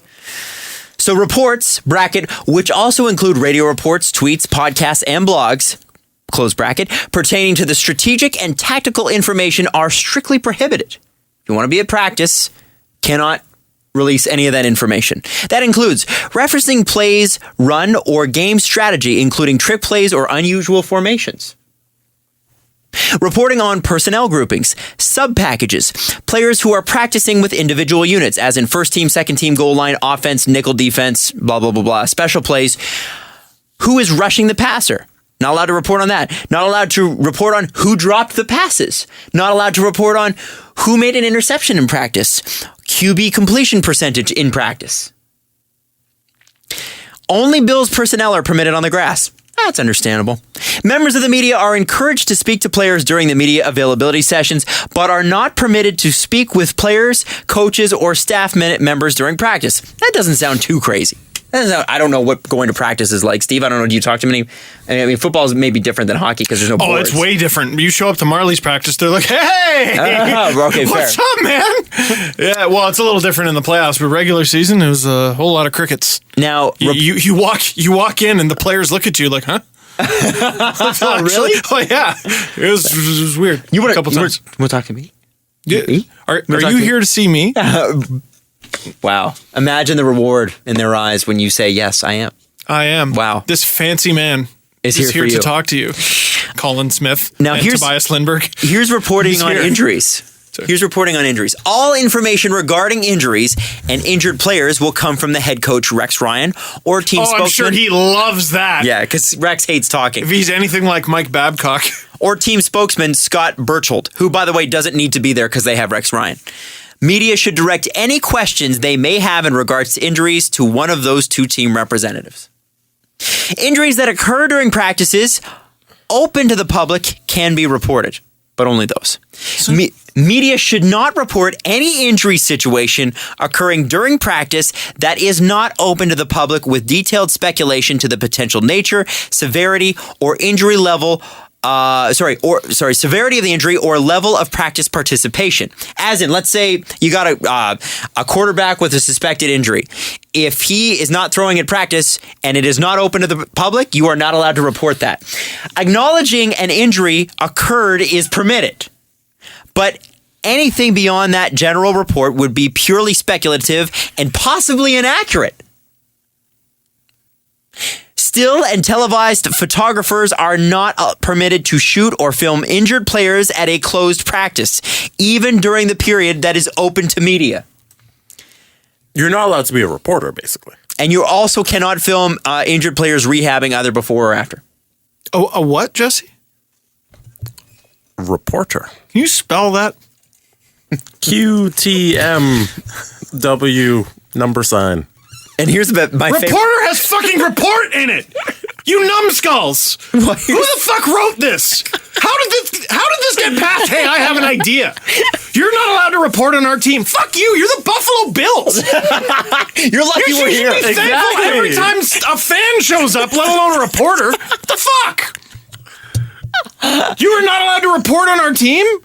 God damn, you're the Buffalo Bills. So here's the New England Patriots can't even tell me this shit, and you're telling me this? Fuck you. This is the most asinine thing I've heard all day. I'm so glad we saved this for now. You are not. The guidelines for reporting are you may not report. Yeah. And like, imagine if they had the same rules for, like, the presidents or like, anything. You are not allowed to ask politicians this. Because it's called that. It's free speech. And the thing is... It's not free speech, it's fucking reporting. They'll kick Freedom of the press. They'll kick you out of closed practices for the season if you do it. What, are you going to put up a tree sign in your little... You going to put up a sign in your tree house? They're Buffalo Bills? No homers. No reporters. The fuck? What is that? The best part about this is the beat writers for the Buffalo Bills and how they've responded. Okay, so a guy named Mike Rodak, who I haven't heard of, but he does beat for Buffalo, he says, he's at practice. A quarterback threw a pass and the football landed in the hands of an offensive player at today's Bills OTA practice. And then he follows that up. A Bills quarterback with the jersey number that is the square root of 25 threw a football that missed its intended target. The last pass of the day by a quarterback not named Taylor or Jones was intercepted by a player wearing a jersey number with the absolute value of -50. That's what they want. And then it gets even better. A guy named Tyler Dune with Watkins, Salas, Goodwin out. It looks like Jared Boykin and Greg Little are getting more work at wide receiver for the Bills. Carlos Williams isn't here, probably because of the birth of his child back home last week. A wide receiver just dropped a pass at practice. Don't worry, we won't say who. I'm glad. Good for them for making absolute dicks of the Bills. I almost called them the Sabres. Like, I don't understand. Now, I don't understand. My question is, aren't they not? Did he actually? Kessel scored. That's amazing. He scored on a 5-on-3. What's wrong with that? They count. It still counts. It's still a goal. The call was that good. Oh, do you think all of Steph Curry's threes should be twos? But, like... Hey, it's a Tampa goal. got a goal taken back, and then they got a bad penalty, and now it's 1-0 Pittsburgh. Listen, I still want Tampa to win. My heart says Tampa. Listen, no. We're letting the Bills off the hook for stupidity. Yeah, no. Mo, that was my question. My next question to that was, okay. No.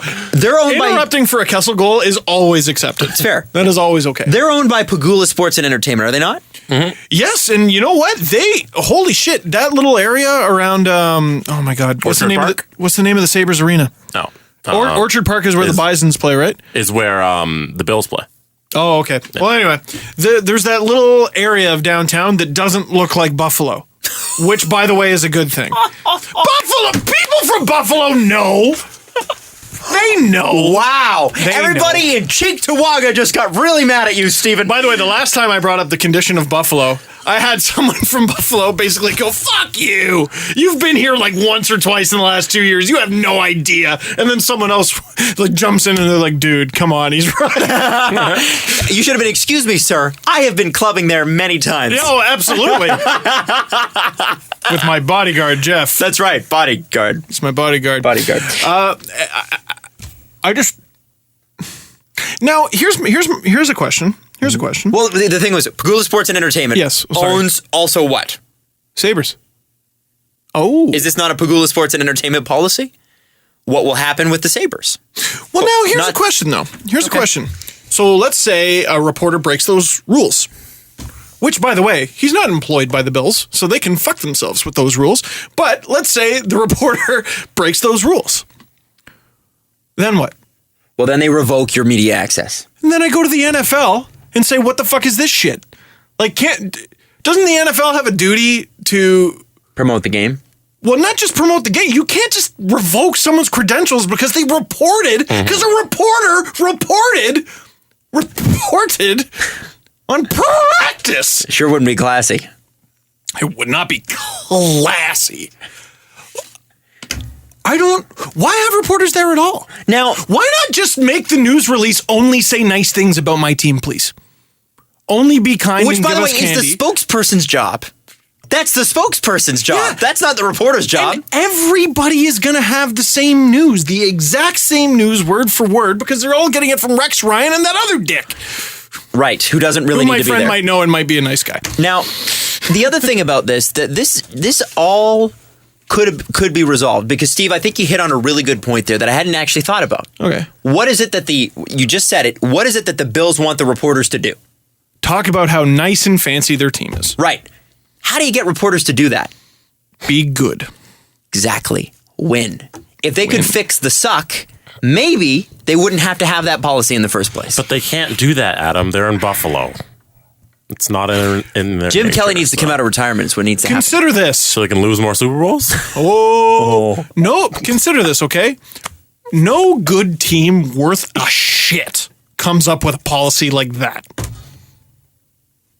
I'll leave it at that.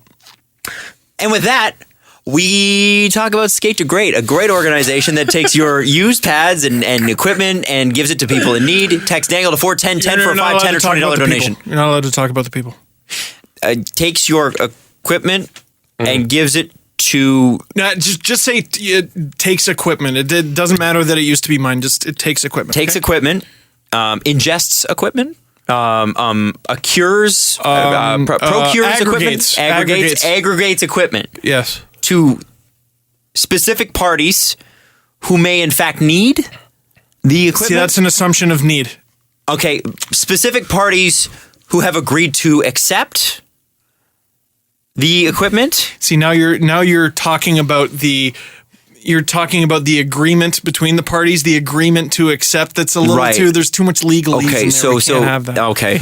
So is it the message needs to be clearer, or No, you just need to do your job. who make available equipment to other parties? Skate to Great. It's again, the human element. I need you to take that right out. So what is Skate to Great? You can't talk about any people. Go. They're fucking awesome is what they are, okay? SkateToGreat.org. Donate one of the 100 donation centers across the country. Buffalo Bills. They're fucking awesome. Did I get it? One reporter, just on his last year on the beat, he's got one more year before he retires. Mm-hmm. He should just go to practice, and his article from practice and his tweet from practice should always just be, "This is great." This is great. There should be a This is Buffalo great. This is Publish. great guy. Yeah, Everything's everything's awesome right now. The This is great reporter, and just throughout the season, as they go 5-11 again, or whatever it was their record was last year. Adam, they did not go 5-11. They had 5 wins. I didn't say 5-11. What? 5 Big Macs and 11 Cokes, right? See, now here's the problem though. You're talking about a very brand specific item, and we can't have that. 5 hamburgers and a cola. 5 good times. 5 good times. Let's go with aggregations of bread and meat. Yeah. We can't really use that word sandwich. You're right. It's, we get sued by Germany every time we use it. So it's just, can't do it. Do you guys want to check in with the Fresno Grizzlies? Oh, you got a promotion for us? Oh! Love it. And also after this, let me just say, I believe we have a What's Up in Liberty Village. We might have to. Jesse just spitting all the fire we today. might have to go to our favorite neighborhood. Yeah! All right, sorry, let's find out what's going on at Fresno. So, their mascot, I want to find the name of the mascot real quick. So, Parker T. Bear. Parker T. Bear. Is there, okay. What WHL team does he play for? Hold on. Parker T. Bear, is there like a name that I'm missing in there? Parker T. Bear, like does it mean something? Or is there like a character it's supposed to reference or no, just Parker T. Bear? I assume the T is for Teddy. Parker the teddy bear, yeah. Park, like baseball park. Yeah. So Parker. Oh, maybe T-ball too. All right, okay. So they got him. He went to a class, I guess, a school. He got a. This is the bear. The Parker mascot. T. Bear. Cool. Parker T. Bear got this. I don't know what to call it, but he got this so that on Thursday, when people come to the ballpark, they can consummate their love. Did he get anointed like he can marry you? Parker T. Bear got ordained. Anointed. I'm not religious. Can you tell? They ordained their mascot. By the way, that was not the right way to use consummate. Yeah. I'm like, people are just gonna bang, Just do it on the field. Consummate their love. They can get married. Well, that later. Jesse hasn't been to 15 weddings in the last 3 years, but you'll they know. Can consummate their love on Thursday. Wow. Do you know what they're calling this event? Oh, so that's not even the thing. It's the name of the event. They even went even further. By the way, does Parker T. Bear have like a Mr. T haircut? I will show you a picture of Parker T. Bear. Okay. I want him to have gold chains and an earring. I think you guys are gonna love the photo of Parker T. Bear. I think that's the big reveal of I this pity the fool who gets thing. married here. I don't know. So what is it? We're looking for a phrase? Yeah, Or what they're calling titled the Something night. It's got to be something night. Like I'm trying to think of wedding words that could somehow. That are bear. Oh, I was thinking baseball. Oh. Like altar, bride. Take me out to the lifetime. No. Sanctity. They're also gonna have $2 tall cans. Which is important when one gets married. Toonie bar. It's a Toonie bar. This is the worst wedding ever. Yes, it's cash bar to our American friends, Toonie bar to Canadians. Oh, Adam. No, Adam, that was fine. I've never been to a Toonie bar. What the hell are you talking about? For a Toonie wedding? bar. Never had a Toonie bar for a wedding? You made that up. No, that's a real thing. No, I have friends that like their friends. You're kidding me? Nothing wrong with a Toonie bar. That's absolutely wrong. Okay. I Said the guy had most perfect wedding ever. Now I can sit on my hill and judge everyone else. mean, I'm glad you just said it. I'm just glad he did have a great wedding. Parker T. Bear. Priest. Minister. Baseball. Hold on. Bat. Pitcher. Mound. Dugout. Bullpen. Bride pen.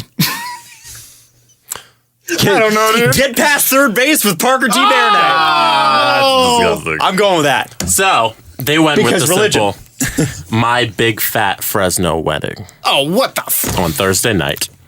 And would you like to see how I hate how T- they referenced Parker T. Bear's weight, by the way. That's not fair.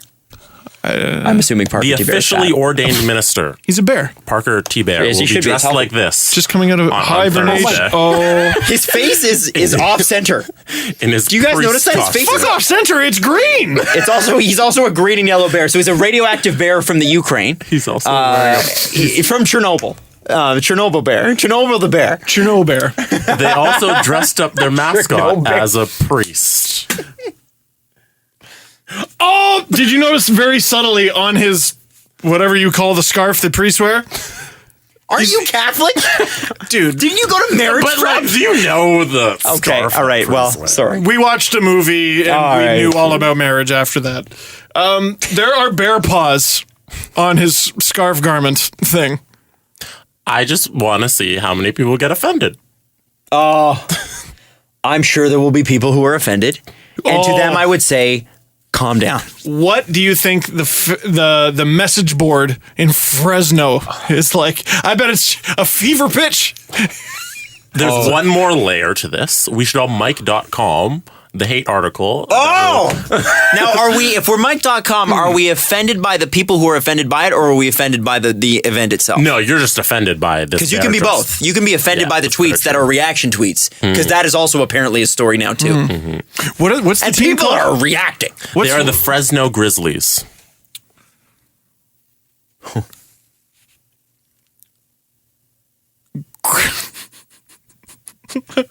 Grizzly scene in Fresno as minor league baseball team offers up micro brews and microaggressions. Wow. See, now, I think that's too newspaper. That's too good. Because there was a headline and a byline. That's too good. Well, that's too good. Here's what I would say. Micro brews.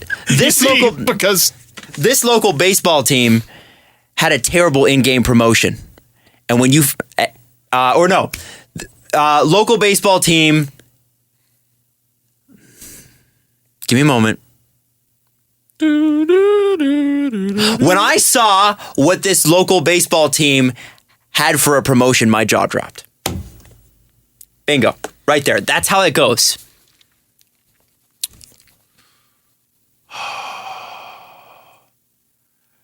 What do they call it? Non-secular.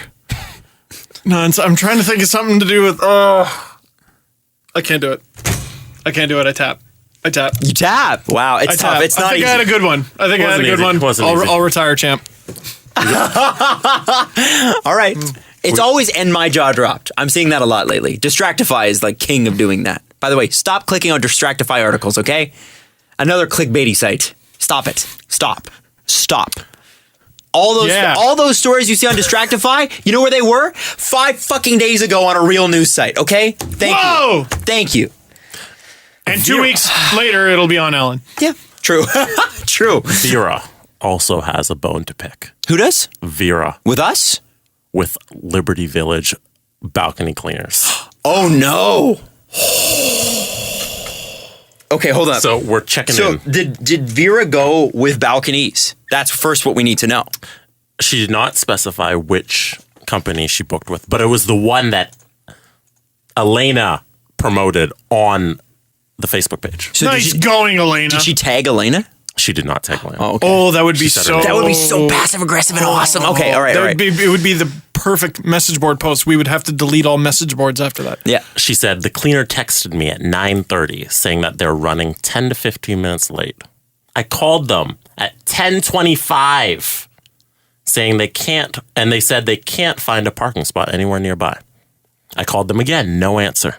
It's now 10:50 and I haven't heard back from them. I am frustrated. What a waste of my time. Can anyone recommend any reliable balcony cleaners? You! It's a balcony! Jesse, for people not from here, you live in Liberty Village. I do. You are a Livigian. Yes. You're not this type of Livigian, but you are. I can clean my own balcony. So, okay, give people an approximate size of the average balcony in Liberty Village, barring, like 99% of them are about the same size. Yeah, I think I have a little larger one because it kind of extends around, but I'm, 6'4", so my arms are about 6'4", because it's how your reach works, and I can probably touch most balconies from end to end. End to end. Is how big they are. Not out from the building. No. End to end. End to end of the entire balcony. That's the size of the average Liberty Village balcony. You know what you could have done in that hour? Clean your fucking balcony for free. The fuck were you doing? What were you doing? Where were you? What were you? Where were you? Where were you? Now, what are people saying in the comments? Are people saying anything? Oh yeah. Oh, are they responding? Yeah. Balconies. Jackie says, Fighting back. I used them last week and they were great. Same company? Apparently. She said they were great. Jackie, for sure, is dating someone who works for that company and is posing as a customer. Jackie's also causing shit. Natalia. Jack is coming in there like, well, I used them and they were great. Yeah, just Jackie is a shit up. disturber. Jackie, or as we shall refer to her, Skip Bayless. Oh, yeah! I think that balcony cleaner is shit and frustrating. Oh, yeah! Well, I used them last week. And look at this balcony. Fucking clean it, spick and span. Imagine she's Stephen A. Smith. You do not want to test me, Kevin Durant. You do not want to test me. You do not want a part of this, balconies. You don't want none of this. All right. You do not want to make an enemy out of me, balconies. Natalia wants to set the record straight and say, Holy smokes! she says complaining on this forum is definitely the best way to get a hold of them. Oh! Shots fired. Natalia! Jackie and Natalia just literally they came out. It's like the Hardy Boys from, what is it? It was the Hardy Boys from WWE. Who are the brothers? The Dudley Brothers. Boys. The Hardy Boys. That's a children's novel. Who was the original person? Vera. They put Vera through a table. Yes! Out of nowhere. 3D. Vera was talking, and then they came up behind her, snuck in, and wham! Who's it, Elena and Natalia? Yep. 3D. Boom! Right through that table. I think Vera might have the last laugh. Oh! She damn. replied to her own. She spit on that hot fire. All right. She replied. She said, "It took them about 30 minutes to clean my balcony since I didn't have any furniture. They did a great job. So I guess they came eventually and they cleaned it. Took only 30 minutes because she has no furniture." Which again brings us back to the first point, which Jesse and Steve so eloquently put together. Jesse, once again, who would be, your question was, who would be a great alternative, right? Who It could really do wasn't that? yours, it was hers, but If there's an hour in between your balcony cleaner not coming, who could clean your balcony? to which Steve said, You! I heard an echo in a soundproof room. I didn't know I was that loud. you got a strong voice, my friend. Oh. I scare people at the dog park, by the way. Really? My voice just carries. By the way, one day we are going to talk about the dog part page, because I believe Jesse's a member of that too. Well, holy shit, Adam. You don't know the kerfuffle that has been caused. Oh, was there a kerfuffle? Oh my goodness. What Did you know that the bylaw officers were there today? Yeah. What? Oh, today? Oh, today. I heard about them last week. Saw them. And if I didn't see them, thank goodness the Facebook page reported it. It's my favorite. And then it's, you know why, Steve? It's because people have had their damn dogs off their leash in the non-off-leash areas. You know what, though? It should be an all off-leash dog park. Because my dog's trained and all your dogs are a problem. So what if your damn kid gets run over by a linebacker 180-pound pit bull that you refuse to get neutered? So what? Not my fucking problem that little Jake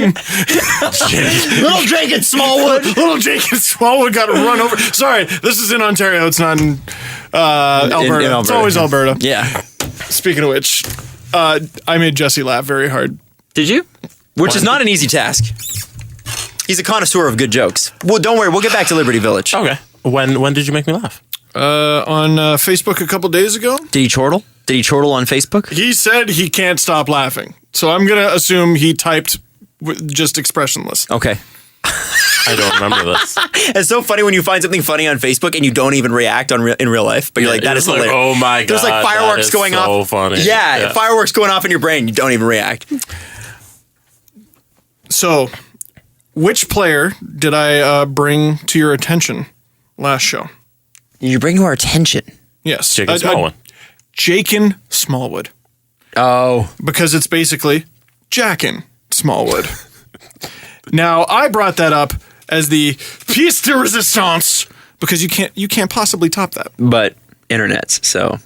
But internets. So, someone was tweeting about different like European transactions, hockey players going to and fro. I don't actually know where this player went. But I saw him come across my timeline and I knew it was an instant classic. And I sent it to Jesse with just the caption, fucking Alberta, man. Okay. Because, listen, I know it's WHL names, so we make it seem like it's all a Western Canadian thing. It's mostly Alberta. There was a player. Played for the Saskatoon Blades. Vancouver Giants. Born in Lethbridge, Alberta. 5th round pick in 2005 of the Boston Bruins. By the way, there was 2 Lethbridges. It's on the border. There's a Lethbridge, Saskatchewan, I believe, too. God damn it, Canada. Like, there aren't that many places no. here. Like, No, it's one city. Line goes through it. Oh, what? Yeah. I'm going to check that. One city exists in 2 different I think provinces. you made that up. That's well, cool. and Adam, you are not going to want to miss this player's name, though. His first name is Wasey. What? Wasey. Wasey. Now, Wasey Smith. Well, that's nice. That'll At least do. he got one. Wasey Wild. That would kind of be cool. That'd be cool. Wasey Blake. That works. Maybe even Wasey Dangle. Yeah. Nah. I don't know what this guy's parents were thinking because his last name is Rabbit. Shut the hell up. Wasey Rabbit. I forgot about that. I was way wrong about Lethbridge, by the way. There's another city. I need to get that before the Alberta fans go nuts. What was Just that? as funny. It's Lethbridge. There's a line that goes through. It's not Sorry, Lethbridge. Wyoming. It's Wyoming. It's been a while. There's another city there. Wasey Rabbit. Wabbit, which is how I'm sure everyone comes across pronounced. It's not a name that is meant to set the child up for success. It's a conversation piece at a dinner table. It's what it is. What it is, fools. Sorry to everybody from Lethbridge, by the way. Adam. I just wanted to get that out there. I'm like, I know I'm wrong. As soon as I said, I'm like, Should we check in fuck, with I know I'm Megan? wrong. What, at Liberty Village? Megan and Libvidge? All right. Megan has a random question, but does anybody know how to tell if feta cheese is made from sheep/goat or cow's milk? Yeah, fucking, you get vinegar, you get some plutonium, you put in a petri dish, and if it pops up in the air, you know it's lamb's milk. Or what the fuck are you talking She about? wants to know Read if the package. If the feta cheese she bought at our local metro in Libvidge, the one metro we have, is from sheep or goat or cow. So here's what I would do. She doesn't know. I would Google the product name. That's what I would do. That's not, like, if I had a question like that, which is, I guess, a valid question. Let's say you got somebody coming over with an allergy or who's lactose intolerant or both or whatever. Fine. That's not the place I'm going. That's not where your fountain of knowledge is. But How about somebody this? must have an experiment to know how to do it. Yeah, fucking Dexter is going to put this shit in a lab. Oh my God. I got an idea. Ask someone at the store where you bought it. Where it was packaged and sold to you, madam. What are you doing? It's cheese. They're not going to tell you I don't fucking know. They got to tell you. They're selling the shit. Although, Who are all these people? to be fair, I'd be like, I don't fucking know. But If I'm working at if you worked at Metro, you probably know. Would you? There's a lot I didn't know working at Shoppers Drug Mart, and I was there a while. Yeah. Dude, when I worked at the zoo, there was all kinds of shit I didn't know. And what I said was, I don't know. Let me get back see at if I you. can find someone who does. See, They're not going to say, Does it not say on the package? yeah. Like, I wouldn't it I say? assume not. I assume the package would have been the Don't first assume. place she Don't tried. assume. Do not assume. Do not assume, my friend. You know. We dealing with people. You know. unless the brand you're buying is called Good Fucking Luck, they will probably list. Now, Jesse, is that just so I know? Did she post a picture of the? No, that was it. So she didn't even tell us what brand of feta cheese it was. Now I'm going to assume feta cheese comes from a cow. Just going to assume. No, I'm it's a way cheese is made. Yeah. It's that crumbly deliciousness you put on. Well, then I'm sure you can get goat's feta. I'm not saying that you could. Well, okay. She Damn. said her friends. What the hell do I know? I don't work at Metro. Yeah. So Wow, she dude. needs the goat. Do we have another? We have a final. Before you get to that, the city I'm thinking of in Alberta, and excuse me, it's Lloydminster. Lloydminster. Shout outs to Lloydminster. Lloydminster. Or It's Lloyd. I know how it's spelled, but they don't care. Lloydminster. Lloyd. It's Lloyd. They just call it Lloyd too. Why don't I know that? I'm such an idiot. Am I the only one who gets pissed off that there's a Fort Saskatchewan, Alberta?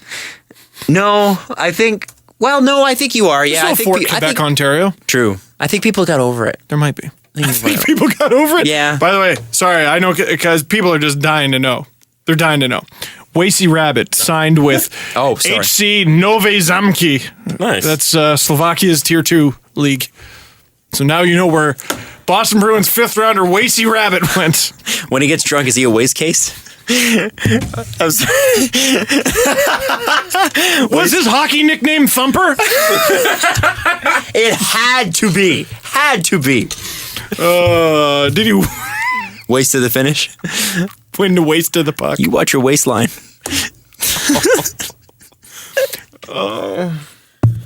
Parents, man. Christine has a simple question. Oh God, I can't wait to hear how complicated this is. Her post is one sentence. All she wants to know: does anyone know of a good cat sitter in the area who would be willing to do home visits? Oh, I think and we isn't know. Too expensive. I think we fucking know. It was what's her face with monkeys and what was it? Hey, I know Aaron? someone who sits at home and does nothing all day. What was it? What was her name? Aaron or something? Vera. Was it Vera with the two cats? And like, Yeah, last one of them week- squeaks and one of them's got a mustache. I don't remember that. No, I was talking about Vera who sat at home scowling about the balconies people for 2 hours. Can She could anyone have spent that come? time watching cats. Yeah, that person who asked for the cat photos of anybody in LibVig, that guy could definitely I'd like to put together a LibVig cat compilation. Which, by the way, that guy did not get enough hate from us. We made fun of that girl who's a sweet person and loves her freaking animals. Yeah. Who's doing a Liberty Village cat comp, right? Because there's going to be a wide market for that. You might get 2, maybe 3 views. Total. Like, what the hell? And by the way, Vera, let's talk to you. I'm going back to Vera for a second. Listen here, asshole. Vera, Come to my arena. Vera, they couldn't find a parking spot, okay, Vera? Couldn't find a damn parking spot. So what's Vera do? She complains on the page, and then 2 other people go, I've had a great experience with that, Vera. And then she backs that up with, so did I, later on. Why not just take the post down, ripping the company and giving them a bad name? And go, oops, you know what? I was wrong. Here's the situation. Or just delete it. Poof, it wasn't even there. How many people are on this planet? 7 billion? 7 billion, something like that. I don't How know. many people out of those 7 billion are having a bad day in front of a screen of some sort? Millions of them. And some of Billions, them might be watching your shit or whatever. Yeah, like all the people from Alberta that are tweeting me about Lloyd right now. Right now. It's happening right now. Oh my God, we just need an Albertan Canucks fan. Oh. That's what we need. Then what will they do? Then what will they do? I don't know if they exist. Oh, they exist. See, now they got to respond and say that Well, they do they? exist. Now They have to here's respond the test. politely, though. You have to respond. Simply say, I am a Canucks fan from Alberta, and that is the last thing you send us forever. You're done. Otherwise, you fit your brand. Let's just put it that way. I don't even remember what I was going to say. Well, we were talking about Vera, and we're talking about, like, why are you giving the company a bad name if you then had a good experience with them? Yeah, like, take it down. There's just people just having a bad day, and they're doing it in front of a screen. You ever just stare at the screen while you're in a bad mood, and you're like, I need to say something. I need to get this bad mood out somehow. You know what? I'm embarrassed to say that I have. I'm embarrassed to say that there have been comments that are so ignorant on certain things that I've seen. Yeah, Steve, I found your Josh Donaldson video not that good. Like those, right? Yeah. Oh. And I go, why are you always talking about the Maple Laughs anyway? No. But I find comments so offensive sometimes that I'm like, actually, I wanna oh yeah them. I wanna yeah! And then here, fact. Or, and this is what I remind myself when I see it, or I cannot engage with idiots and go make a sandwich. Sandwiches always win. Or log off the page and go, wait, just relax. The only time I'll actually respond to idiots, and we do get them, and I would say this openly on the air, and we've talked about it on the air, is on the KISS page. If you're being openly racist and openly like an idiot, I will leave your comment up there and embarrass you And then what'll happen is that it'll get promoted to the top, and all my comment gets all the likes, and you look like an idiot, and where you work looks like an idiot. Because that's just a different version of retweeting something you hate. That's true. Look at this idiot! Which, It feels good, man, sometimes. I was passive aggressive about it on Twitter, but that Crosby article I was talking about, calling out his leadership, could you not click the retweet button fast enough? Or quote tweet, because you have to get in your insightful thought on how obviously stupid that is. Stop promoting shit you don't like. Stop it. But I screen capped it so they don't click. They don't get a click. They're Googling it. You're still infecting me with that stupid disease. Yeah. Their disease of idiocy. It's like the guy from Montreal who said the NHL may have rigged the draft lottery this year. That's all I'm going to leave you with. Like that guy. That's a guy. There's a guy. How does that guy still has a job? Well, because every couple months he has an article that gets 150,000 hits. Because you go check this shit out. And you know what? And you know what his boss says? Good job. Mm-hmm. Yeah. They don't give a shit what he says. Revenue. No. Clicks, ad revenue, money. Because you know who's sensitive? A lot of Maple Leaf fans. Huh? Yeah. A little bit sensitive. You can't call my team the last. Fuck you. Imagine someone whose first team is the Canucks and second team is the Leafs. And they're from Alberta. What an interesting life. Oof. Conflicted. What had to happen for that to happen? I wonder if that's a thing. The Leafs, the Canucks. But they can't tweet us. They can't. Well, they can. They can say that they are. Although, if you say you're a Canucks fan from Alberta, you are putting your life in danger. I think all they can do is tweet us, I'm that, period. If it exists, I'd be shocked. I'd be blown away. Blown away if that exists. Yeah, we just talked about a lot of things. Yeah, we did. All right, let's hit up the press conference, shall we? The presser. I like when Jesse sits there quiet sometimes and just looks at us, because I'm like, I don't know if he thinks we're smart or stupid right now. It's because Jesse would like to go to bed before the date changes. And whenever we go on like this. We need our theme song. Do, that's what's up in Livage. Oh! Did we forget that? All right. There we go. Sorry. So Someone please isolate that and tweet it at us. Put a dubstep remix too. Does anybody good DJ? Oh. That would be sick. If we could get the guys that did the Damn Daniel remix to do it. Yeah, they wouldn't, because they probably wouldn't get paid, but amazing. Let's do it. I know you have time to kill. You're listening to us. Do it. Jesse, go. Hey, Steve, are you going to the NHL draft? Yes. There you go. I'm going. Well, I haven't got my credentials figured out yet. If I don't get them, screw it. I'm buying a ticket. I mean, you didn't have your credentials figured out for the Marlies game either, right? No. How many emails will they have to send in order to get me into the draft? No calls made. Oh my goodness. And imagine cross-border calls. I will be at day one, and then it's going to pain me, but I got to leave like that night because my buddy's wedding is the next day. I'm lucky that I'm even going to day one. But if you are going, just enjoy it. Did I describe it last episode? It's the last day of school. Mm-hmm. I think Down Goes Brown was the guy who originated that. It's so fun. It's so fun. Everyone's just there to have a good time. I'm going to try to go next year. Enjoy it. Enjoy it. And there's fans from... It's really neat being at an event. Everyone should experience this once, whether it's the All-Star game or the draft. The draft more so than the All-Star game. But you got to go to an event where every NHL team is represented. Fans of every NHL team will be there. And it's a neat little experience. No joke to be made. It's just fun. What's up? Just curious. This is where hold on. Anybody that says just curious, it's about to be a freaking, like, here's the thing, it'll be a question, but it'll also be a smack in the face. Just Curious is just behind. I love the show. But. What do you truly think of Joe Pavelski? I think he tweeted me about this. You were a little indifferent towards him when he was included as part of the fan cover vote. Yeah, so I didn't say he was bad. I just didn't see him.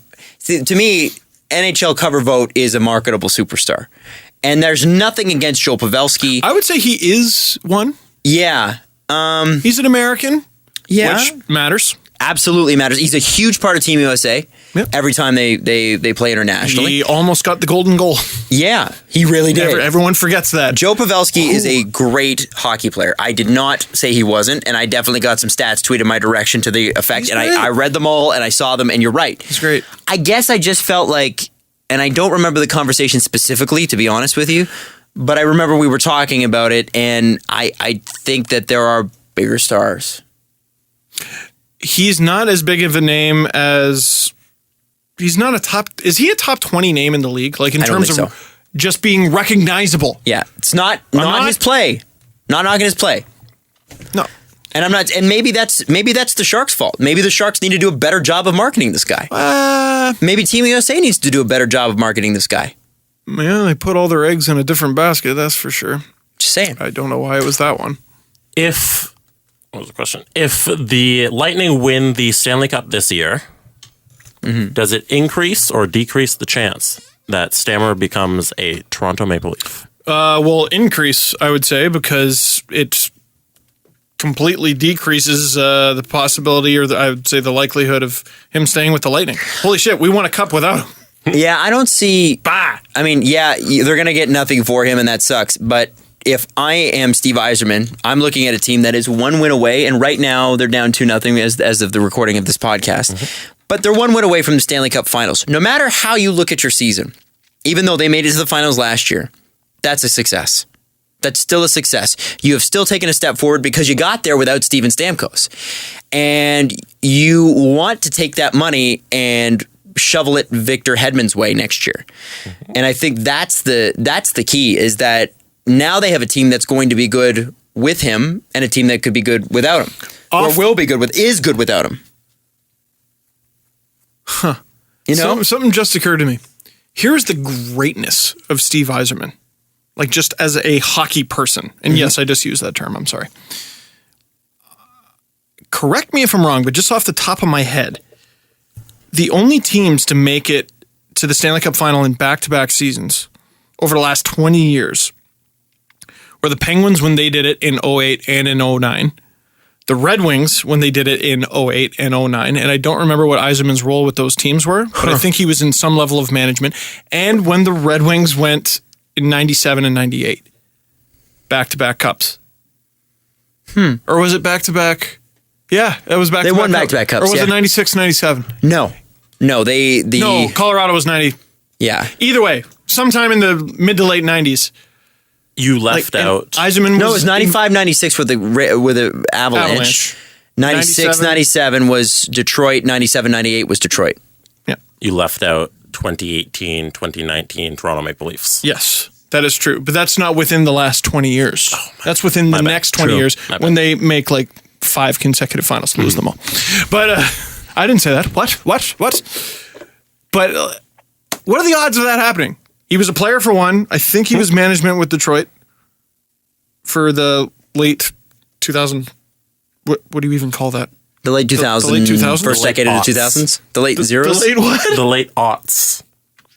Yeah, sure. Aughts. Look it up. Okay. And now with the Lightning. That's pretty incredible, man. Yep. And he's Yep. got Jonathan Drouin back on side. And apparently, here's a fun fact. According to Elliot Friedman, the agent, is it JP Barry that is his agent? Nope, it's not. Not JP Barry. Who is it? Alan Walsh. Alan Walsh. So apparently, after the second round ended, Alan Walsh and Steve Yzerman gave each other like a hug. Oh well, it's a business. But and if still- anyone gets that, it's Steve Yzerman. I just think, damn, dude, that you might have Jonathan Drouin sticking around, who doesn't want out of town now. That's pretty cool. And I don't know. I mean, well, he'd be an idiot if he still wanted out of town. I just think it would be. I don't think it makes sense for Tampa Bay to re-sign Stamkos, other than the fact that it makes them freaking fantastic. But that's just a lot of money in They're a guy. already fantastic. They're already fantastic, and they're getting better. That's the thing, is that the guys on their team are younger than Stamkos, who are really good. That's an incredibly well-run organization. Incredibly well-run. Beautiful. It's unreal. It is. It really is. And you're They had a talking speed about wobble. They had a speed wobble. Yeah, but you're talking about taking out the Sidney Crosby, Evgeny Malkin, Phil Kessel, Chris Letang, Marc-Andre Fleury / Matt Murray, Pittsburgh Penguins. Tom Kuhnhackl. I didn't make that up. He's on the team. He's German, I think. The formerly Rob Scuderi Pittsburgh Penguins. Former Rod Scuderi. Anyway, I just think that's pretty incredible. And why would you shovel that money when you need Victor Hedman? You need Victor Hedman more than you need Steven Stamkos. Even big Stamkos fans got to at least Can you not? think about that. You really got to think about that. Victor Hedman's one of the best defensemen in the game. You're never going to... Stamkos is one of the best goal scorers. And you could be like, oh, we could draft and trade and blah, blah, blah. Yeah, that's another 6 years before you get another guy that's that good. Sign him now. Sign him now. I'll bring this up. Will you? I'll bring this up. People were talking about the potential of the Rangers dealing Rick Nash. And we've talked about it, they are just coming in on that closing window. It's not closed, but it's closing. What are they going to get? If they manage to deal Rick Nash, could free up a lot of space for Steven Stamkos. Could. Why would he sign there? It's New York. And also money. If they have the money, go to where the money is. Don't be Cody Franzen about this. Go to the money. I guess. If he wants to win, like you've said he does, New York's not the place to go. I think we also think it's a foregone conclusion he's going to sign 7 years. What if he doesn't? Why wouldn't he? Maybe he thinks, I got a nice 2-year window to sign with the Rangers. Why? No. I got a nice 2-year window to sign with the Rangers, and I'm Steven freaking Stamkos. In 2 years, I can sign a long deal. So tell me again why it's crazy that the Leafs would sign Stamkos and why it's crazy that he might want to come here, but the Rangers are a viable option. The Rangers made the playoffs this year. The Rangers were like the 3rd seed in the East, I think. I get that. They're But a you little know better. that the Henrik Lundqvist era is almost over. Yeah, that's why he signed like 2 years. Okay. All right. I don't know. All right. Listen, I don't think Stamkos to the Leafs is preposterous. Wait. Preposterous. Sorry, did that hurt your ears through your headphones? Oh, Kessel looks dejected on the bench, and Penguins still up 2-0. I think that's just his look, man. I think it is too. Anyway. No, but half a decade. It's bad body language, Adam. He's uncoachable. He's uncoachable. And you know what's amazing? You can give reporters the ability to report anything, or you could take all the ability away. They'll still report the same shit sometimes. Yep, pretty much. Now, Look at Phil. Look at Phil with his head down. we've run out of steam. We will be back Thursday. I haven't run out of steam. Well, we got to run out of steam. We got to wrap it up. Fucking dirty. So our friend Jesse can get some sleep here. Okay? I'm good. We should just keep going. No, and I also, listen, selfishly, I need to go home. I'm exhausted. There we go. 4:30 in the morning I woke up, okay? Don't blame it on me. But thank you for listening. Okay, mister, I have a job. We'll be back on Steve, what time did you get Thursday. up this morning? Thank you so much for listening. 8. Let's go Bolts. There, I said it. Let's go Bolts. Oh, cool. Wild Jinx.